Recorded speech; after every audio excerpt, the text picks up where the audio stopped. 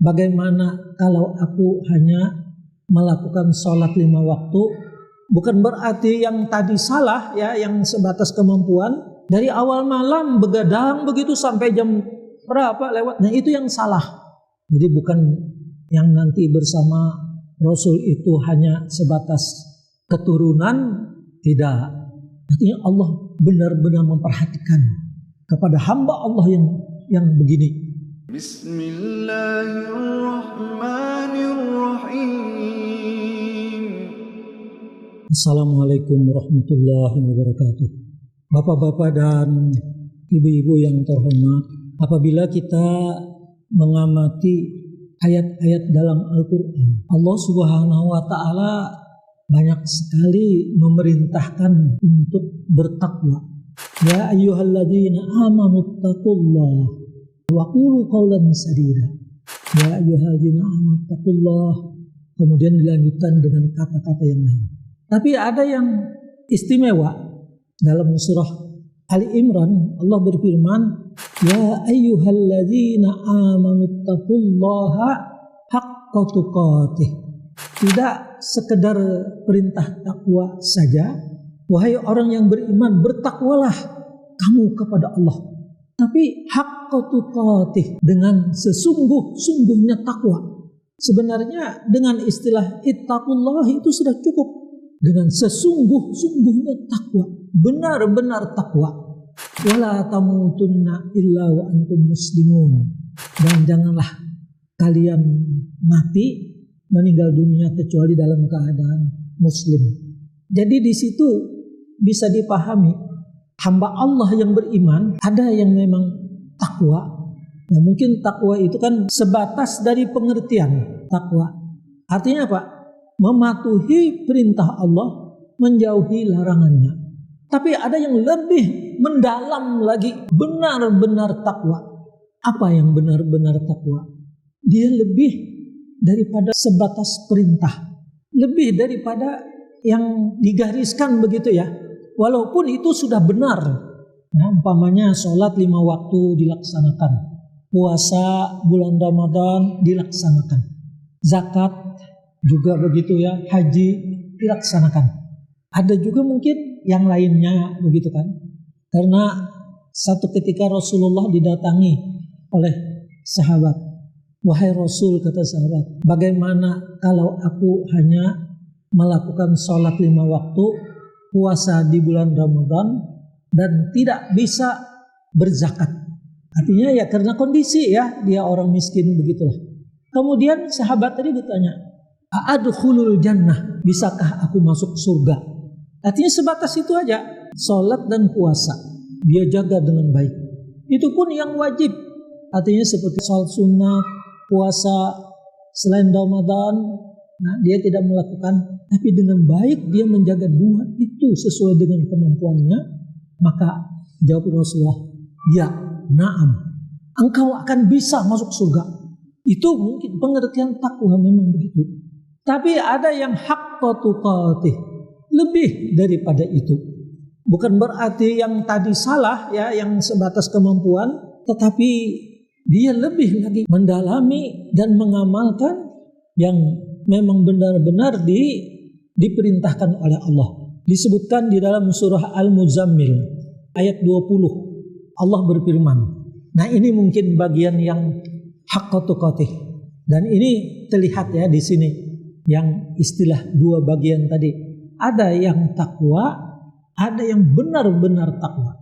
Inna rabbaka ya'lamu annaka taqumu adna min sulusai laili wa nisfahu wa sulusahu wa ta'ifatum minal ladzina ma'ak wallahu yuqaddirul laila wan nahar alima allan tuhsuhu fataba alaikum faqra'u ma tayassara minal qur'an. Alima an sayakunu minkum marda wa akharuna yadribuna fil ardi yabtaguna min fadlillah wa akharuna yuqatiluna fi sabilillah faqra'u ma tayassara minhu wa aqimus salata wa atuz zakata wa aqridullaha qardan hasana wa ma tuqaddimu li anfusikum min khairin tajiduhu indallah huwa khairan wa a'zama ajra wastaghfirullah innallaha ghafurur rahim. Sesungguhnya Tuhanmu mengetahui bahwa engkau, artinya Nabi Muhammad, engkau mendirikan sholat kurang dari 2/3 malam, atau juga 1/2 malam, atau bahkan 1/3-nya. Dan demikian pula segolongan dari orang-orang yang bersamamu. Jadi kelompok yang haqqa tuqatih tadi, yang takwa sesungguh-sungguhnya, dia di malam hari mendirikan sholat, beribadat sampai 2/3 malam. Tapi ada juga kata Allah, wa nisfahu, setengahnya, dan ada juga lebih kurang lagi 1/3 malam. Wa ta'ifatum minal ladzina ma'ak, dan segolongan orang-orang yang bisa bersamamu. Kata-kata wa ta'ifatum minal ladzina ma'aka, orang-orang yang bersama kamu, itu mengisyaratkan bahwa haqqa tuqatih, orang yang mampu beribadat, bangun di malam hari, mengisi waktu dengan ibadah 2/3 malam atau setengah atau 1/3-nya, itulah orang yang akan bersama Rasul. Di dunia dia mencontoh Rasul dalam beribadat, di mana Rasul memang diceritakan di sini kan, bangun di malam hari antara 2/3 malam, setengah atau 1/3-nya. Nah tentu di akhirat pasti. Karena apa? Nilai ibadatnya haqqa tuqatih. Kalau begini bapak-bapak dan ibu-ibu, kita kadang-kadang dinasehati atau ada pesan dokter, malam jangan kurang tidur dari 2/3. Hendaknya tidur dari awal malam, ya kapan lah itu, jam 8 atau jam 9, paling tidak tidurnya sampai jam 1 atau setengah 1. Ya itu kan dokter ya, karena dari paru-paru kita itu mencuci segala kotoran-kotoran, membersihkan. Dia bekerja pada waktu itu lebih daripada waktu yang lain. Nah di situ sekian ratus, bahkan katanya sampai 500 macam yang dia bisa bekerja gitu, menghilangkan hal-hal yang tidak baik pada diri kita. Oleh karena itu diistirahatkan dengan tidur waktu. Maka kalau bangun hendaknya dimulai, kalau mau jangan bangun sebelum jam 1 atau setengah 1. Benar juga, enggak kita salahkan. Tapi kalau kita mengisi waktu dengan ibadat, insya Allah tidak salah. Walaupun kurang dari tidur kita sedikit, begitulah. Ada orang yang tidur hanya 2 jam satu malam, cukup, atau 3 jam, atau 4 jam begitu, cukup begitu. Selebihnya ya tidak tidur. Nah maka dianjurkan yang tidak tidur itu mengisi dengan ibadat, bukan ya sia-sia begadang begitu. Tidak. Dari awal malam begadang begitu sampai jam berapa lewat. Nah itu yang salah, yang tidak bermanfaat. Tapi kalau digunakan untuk ibadah, di situ dengan ibadah artinya kita membawa diri kita kepada ketenangan, menghadap Allah, berzikir. Sama dengan kita istirahat di waktu tidur, karena tidak ada beban kan begitu dengan ibadat. Jadi istilah di dalam Al-Quran yang 2/3 malam, kalau kita bangun, insya Allah tidak akan menimbulkan penyakit, dan juga tidak bertentangan dengan apa yang diinginkan, yang dihadapkan oleh para dokter, katanya supaya waktu malam jangan terlalu larut begadang, artinya melakukan yang sia-sia. Tapi kalau yang bermanfaat tidak masalah. Atau setengahnya dari waktu malam bangun, atau ya 1/3 lah. Yang disebut di dalam hadis, Allah dekat kepada hambanya pada waktu sudah 2/3 malam. Jadi 1/3-nya itu Allah turun dekat kepada hambanya. Nah di situ yang disuruh untuk beribadat tahajud. Itu yang wa ta'ifatum minal ladzina ma'aka, kata Allah. Kelompok orang-orang yang nanti bersamamu. Jadi bukan yang nanti bersama Rasul itu hanya sebatas keturunan, tidak. Sebatas keluarga dari Rasul atau ahlul bait, tidak. Siapapun orang yang bertakwa dengan melaksanakan perintah Allah dengan baik, itulah orang yang akan bersama Rasul. Kemudian Allah menyebutkan apa di dalam ayat itu? Wallahu yuqaddirul laila wan nahar.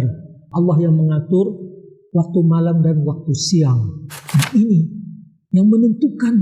Jadi kekhawatiran untuk tidak tidur di malam hari, kalau untuk beribadat, sesungguhnya Allah yang telah mengatur, menentukan. Alima allan tuhsuhu fataba alaikum. Allah juga tahu Orang-orang itu berat bangun untuk waktu malam itu. Tapi Allah memberikan keringanan. Coba umpamanya Bapak Ibu sekalian, kalau tidur jam berapa? Umpamanya jam 9 lah. Kalau tidak ada niat untuk bangun di tengah malam, akan tidur terus sampai subuh lah paling tidak. Tapi kalau ada niat untuk bangun, jam berapa? Insya Allah terbangun. Jam 9 tidur, aku nanti akan bangun jam 1 untuk beribadat. Dengan niat itu insya Allah akan terbangun. Dan kalau sudah merasakan bangun, jangan lagi pura-pura bangun. Artinya yang nanti kan